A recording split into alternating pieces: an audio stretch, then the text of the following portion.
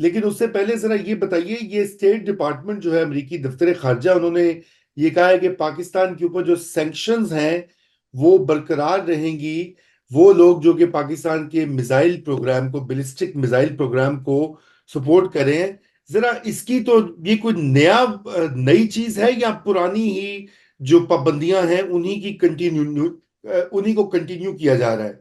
जी well, वाजिब। Thank you for having me. Ballistic missiles के हवाले से जो एक रिजीम है अमेरिका की, जो पूरी दुनिया के अंदर वो चलती है, लेकिन ख़ास तौर पे पाकिस्तान से रिलेटेड, क्योंकि पाकिस्तान उस रिजीम का मेंबर नहीं है। सो इसलिए उससे रिलेटेड जितनी भी कंपनीज जो भी बैलिस्टिक मिसाइल की जो है उसकी क्रिएशन के लिए, उसके ट्रांसपोर्टेशन के लिए जितनी भी कंपनीज काम करती हैं, जो कि उस रिजीम के हवाले से फिर इलीगल बन जाती हैं, उसके ऊपर ही पाबंदियां लगती रहती हैं। ये कोई कोई ऐसी नई बात नहीं है। I would not consider it के वो है। अभी 6 महीने पहले भी उन्होंने दो कंपनियां पाकिस्तान की थी जिनके ऊपर उन्होंने पाबंदी लगाई थी। इस वक्त भी वो, चूंकि PCR which is the Republic of China की जो दो तीन कंपनी हैं, उनको भी जो काम कर रही थी उसके ऊपर तो पाबंदी लगाई है। तो ये कोई ऐसी सैंक्शंस वगैरह कोई ऐसी बड़ी बड़ी बात नहीं है। बड़ी बात यानी कि खतरे की बात ये, आईएमएफ का प्रोग्राम तो बोर्ड अब मिल रहा है 25 सितंबर को।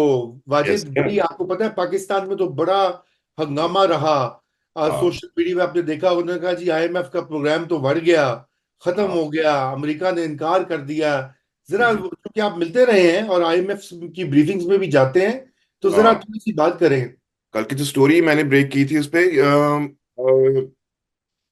हुआ ये था कि जुलाई जून में जो मीटिंग्स हुई थी, जून जुलाई में, उसमें जब स्टाफ लेवल मीटिंग में ये तय पा गया था कि $7 billion over the period of 3 years Pakistan को एंटरटेन किया जाएगा, या पाकिस्तान को ये लोन ग्रांट किया जाएगा। उसके फौरी बाद तो यूजुअली होता ही है कि महीने दो के अंदर बोर्ड जो है वो बैठता है और वो टेकअप करता है और उसके ऊपर कंसिडर करता है कि इनको अप्रूव अप्रूव करना है या नहीं करना है। यूजुअली स्टाफ लेवल मीटिंग के अप्रूवल के बाद बोर्ड की तरफ से जरूर तस्दीक हो जाती है। यूजुअली ये होता है, और वो हो जाता है एक दो तीन दो माह के अंदर अंदर ही। लेकिन इस दफा डिले इसलिए हो रहा था कि पाकिस्तान को जो एश्योरेंसेस, फाइनेंशियल एश्योरेंसेस मिलनी थी फ्रॉम अदर डेवलप्ड जो पार्टनर्स हैं उनसे, वो नहीं आ रही थी। उसकी वजह से वो डिले होता रहा। तो it was kind of positive sign कि जब वो एश्योरेंसेस आ गई हैं तो बोर्ड ने फौरन टेकअप कर लिया है। सो ये एक अच्छी बात है कि अब पाकिस्तान को वो मिल तो जाएगा। लेकिन जो पाकिस्तान ने एश्योरेंसेस दी हैं आईएमएफ को कि जो जो काम हमने करने हैं, अब उसके अंदर ये है कि आप जानते ही हैं, ये जो आपके जो स्टेट ओन्ड जो भी वो एंटिटीज हैं, आपने उनको सेल ऑफ करना है, या आपने और भी जो आपके खर्चे हैं, जिनको आप एक्सपेंसेस हैं जो आप कह रहे थे कि आप कट कर देंगे, वो अब करते हैं या नहीं करते हैं, अब ये देखने वाली बात होगी। लेकिन अल्टीमेटली अब बोर्ड बैठ रहा है, तो बोर्ड के बैठने का मतलब ये है कि they will actually approve it. जी सॉरी वाजिद, वो शराइत जो होती हैं वो तो आपको पता है वक्तन मतवातिर उसका रिव्यू भी किया जाता है, वो तो आगे के मामला है। लेकिन यहाँ पर एक स्पेक्यूलेशन की जा रही थी पाकिस्तान में, आपको पता है जिस तरह की एक पोलराइजेशन है, उसमें पाकिस्तान तरीके इंसाफ का एक मौकफ रहा है। अब तो ऑफिशियली ही रहा है कि वो उनके तो लोगों ने, आपको पता है वाजिद, आपने इसको रिपोर्ट भी किया यहाँ पर, वो कहते रहे कि भाई पाकिस्तान को आईएमएफ का प्रोग्राम ना दिया जाए क्योंकि पाकिस्तान में इंसानी हकूक की वायलेशन हो रही है, इमरान खान को जेल में रखा हुआ है। तो लगता है कि आईएमएफ को और अमेरिका को कोई इससे सरोकार नहीं है।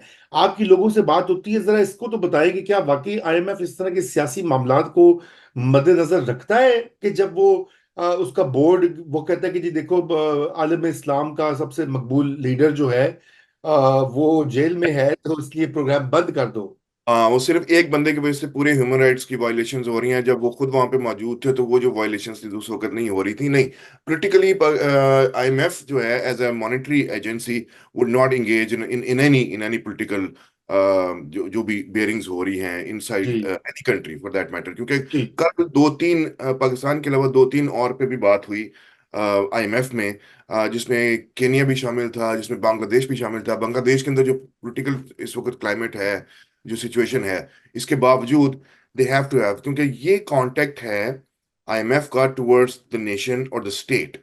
अब उस स्टेट को कौन रूल कर रहा है, कैसे रूल कर रहा है, उसके अंदर क्या वायलेशंस हैं या नहीं हैं, वो एक और बात है। दो एस्पेक्ट्स में पे मैं और बात करना चाहूंगा। एक तो ये कि जब ये बात करते हैं आईएमएफ ने ये शर्तें लगा ली कि हमको पूरी करनी पड़ेंगी, ऐसा नहीं होता।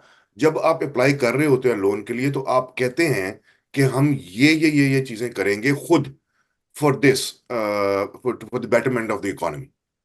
तो आप राइट। खुद प्लान कर रहे होते हैं।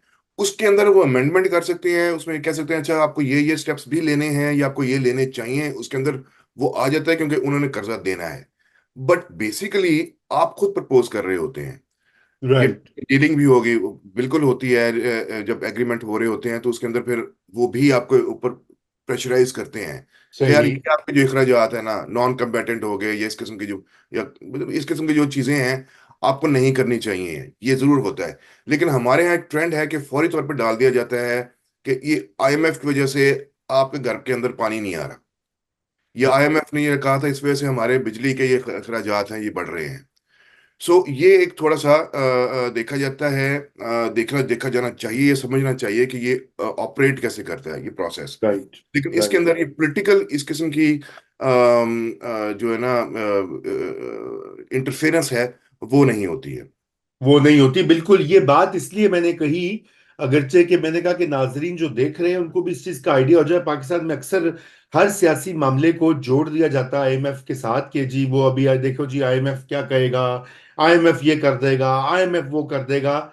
हालांकि ऐसी बात नहीं है। प्रोफेशनल इंटरनेशनल फाइनेंशियल इंस्टीट्यूशंस, अगरचे कि वहां पे मगरबी ममालिक की डोमिनेशन है, लेकिन उसका ये मतलब नहीं है कि आईएमएफ जो है वो सियासी हवाओं के साथ काम करता है।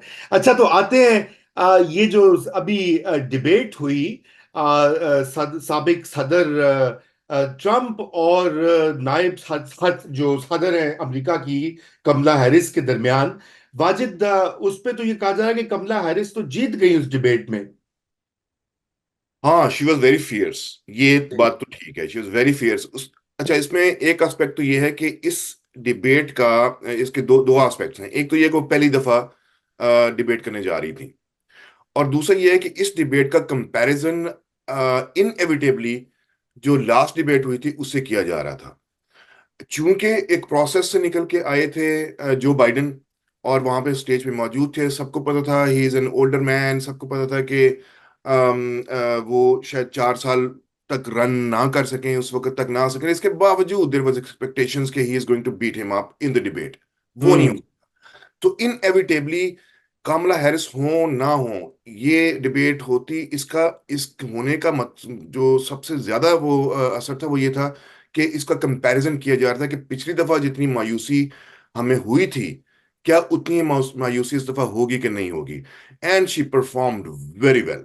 हम्म। शी बिल्कुल। Trained very well. आप देखिए, अब तो टीवी के वो है ना, तो ब्रॉडकास्टिंग में है, तो आप देख सकते हैं कि वो आते स्टेज पे आते ही उनकी पोडियम तक जाके हाथ मिला दिया, तो पहले ही सेट ऑफ कर दिया।